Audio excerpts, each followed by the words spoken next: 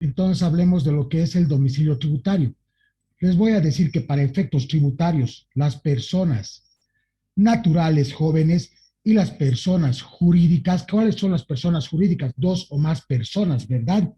Deben fijar su domicilio dentro del territorio nacional, preferentemente en el lugar de su actividad comercial o productiva, territorio nacional. Sí, jóvenes, pienso que eso se comprende.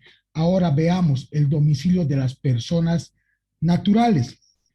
Cuando la persona natural no tuviera domicilio señalado o teniéndolo señalado está fuera o inexistente a todos los efectos tributarios, se va a presumir que el domicilio es en el país de las personas naturales. ¿Es donde? En el lugar de residencia habitual, se va a presumir, ¿sí? O en el lugar donde desarrolle su actividad principal, ¿no es cierto? En su tienda, en este ejemplo, ¿verdad? O en el lugar donde ocurra el hecho generador, donde esté produciéndose el hecho generador. Si podemos hablar de muchos lugares donde ocurre un hecho generador, por ejemplo, estas ventas por Facebook, que ahora está muy de moda, ¿verdad? ¿Dónde está ocurriendo el hecho generador? En el correo, ¿verdad? Donde les están entregando el producto que se está cobrando. Más adelante vamos a discutir sobre eso. Pero ya vemos que cuando la persona natural no tiene domicilio señalado, se va a presumir, ¿no es cierto?, que es en el lugar de residencia, en el lugar donde se desarrolla su actividad principal o donde ocurre el hecho generador. La notificación así practicada se va a considerar válida para todos los efectos cuando notifican en cualquiera de estos tres lugares la administración tributaria. Veamos sobre el domicilio de las personas jurídicas. Ya también, cuando esta persona jurídica, o sea, la empresa, ¿no es cierto?, no tuviera domicilio señalado o este fuera inexistente cuando lo señala a todos los efectos tributarios jóvenes, se va a presumir que el lugar va a ser, ¿no es cierto?, donde se encuentra su dirección o administración efectiva, o el lugar donde se halla su actividad principal en caso de no conocerse dicha dirección o administración, o también en el señalado por la escritura de constitución. Toda persona jurídica joven de unión de dos o más personas necesita una escritura de constitución, ¿verdad? Deben estar llevando en sociedades un acta donde dice dónde se va a desarrollar esto. El lugar donde ocurre el hecho generador en el caso de no existir, también el domicilio, hecho generador, ¿no? Donde se está produciendo en una venta, donde se está entregando. La notificación va a ser válida en cualquiera de estos tres. Hablemos de lo que es la base imponible, jóvenes. Base imponible o gravable es la unidad de medida según el artículo número 42, valor o magnitud obtenidos de acuerdo a las normas legales respectivas, sobre la cual se aplica la alícuota para determinar el tributo a pagar. Hablemos de métodos de determinación de esta base imponible, jóvenes, sobre base cierta. Podemos determinar tomando en cuenta los documentos e informaciones que permitan conocer en forma directa e indubitable los hechos generadores del tributo. Base cierta, los documentos, las facturas, ¿verdad? Sobre base presunta, jóvenes. ¿Qué es eso? O sea, cuando la entidad no va a presentar documentación en mérito a hechos, circunstancias que por su vinculación, conexión, etcétera, ¿sí? Jóvenes, la administración tributaria podrá determinar la base imponible usando algunos de estos puntos que no se hayan inscrito, digamos, en los registros tributarios. ¿Cómo vas a determinar base imponible sobre base presunta cuando no se han inscrito en los registros tributarios o que no presenten declaraciones en ella? ¿O qué más? Que se asuman conductas en que en definitiva no permitan la iniciación o desarrollo de las facultades para la fiscalización, ¿sí? Para determinar base imponible en una factura es tan sencillo, ¿no es cierto? Ahí está el importe de cuánto estamos vendiendo.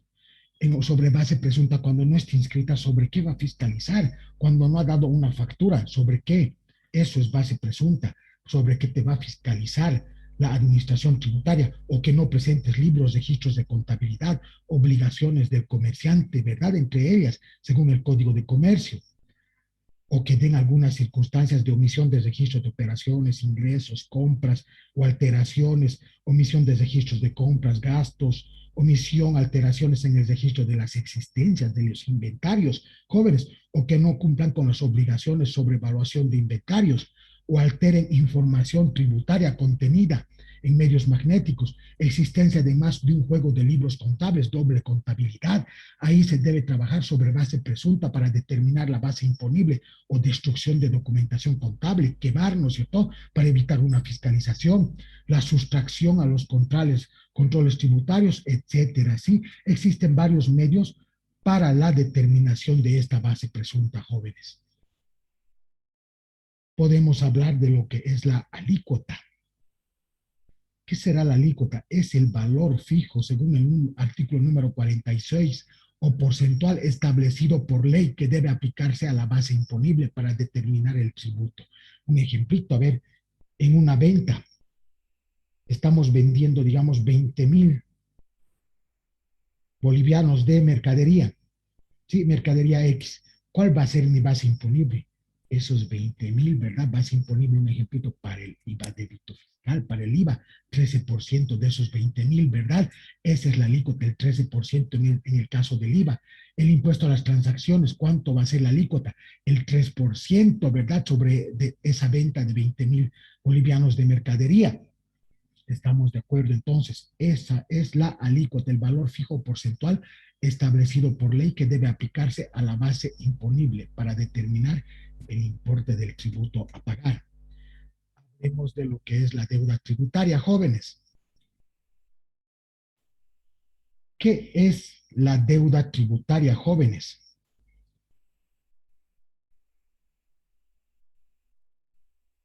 Es el tributo omitido expresado en UFBs, unidades de fomento a la vivienda, que ustedes ya lo han visto, ¿no es cierto? En contabilidad 1, para determinar, a ver, la depreciación, se debe actualizar, por ejemplo, el activo fijo, ¿no es cierto? Primero, sobre el valor actualizado se deprecia. ¿Cómo se halla el valor actualizado? Según las UFBs, ¿verdad? Las UFBs donde encontramos en la página del Banco Central de Bolivia. El tributo omitido, ¿qué es el tributo omitido, jóvenes? Es el tributo que ustedes no han cancelado. Vamos a ver con un ejemplito práctico. Si, por ejemplo, estamos en el mes de abril ahora, del mes de marzo, mis ventas, mi formulario 400, mi impuesto a las transacciones, que lo vamos a hacer más adelante a fondo, como ejemplito. Tengo que declarar, suponiendo que mi NIT termina en 2, ¿hasta qué fecha? 13, 14, 15, si tomamos días hábiles corrientes, ¿no? Hasta el 15. He declarado. Me ha salido impuesto a las transacciones por pagar de una venta de 20,000 bolivianos. El 3%, ¿cuánto será de 20,000 bolivianos? Será 20,000 bolivianos, ¿verdad? Por 0.03, 600 bolivianos. ¿Qué ha pasado? Yo en el momento de declarar no tenía el efectivo para pagar. He cumplido, pero con presentar mi declaración jurada, pero no tenía efectivo, no voy a marcar la cancelación en efectivo, ¿verdad? Lo he dejado. ¿Qué pasa eso? Después de ahora he declarado en abril, ¿no es cierto? Hemos dicho el 15, según la terminación. En el mes de mayo me voy a acordar de pagar.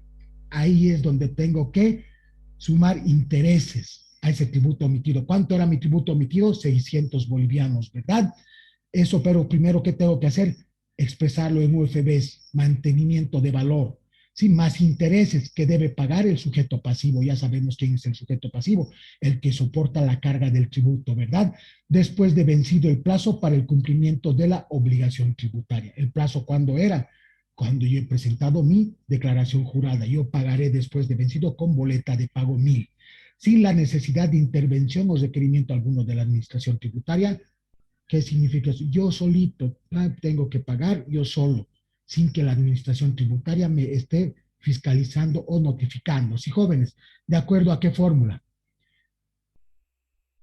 Determinación tributaria, que es igual a tributo omitido más interés. Interés entonces va a ser igual a tributo omitido, siempre tributo omitido expresado en UFBs con mantenimiento de valor.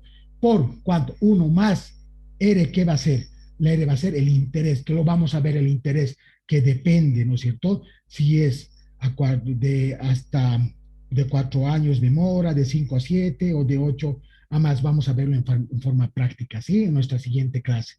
R es el interés entre 360 y N que es los días que han transcurrido de cuando yo tenía que cancelar ese tributo omitido hasta cuando estoy cancelando y menos uno. Lo vamos a hacer en práctica, ¿sí?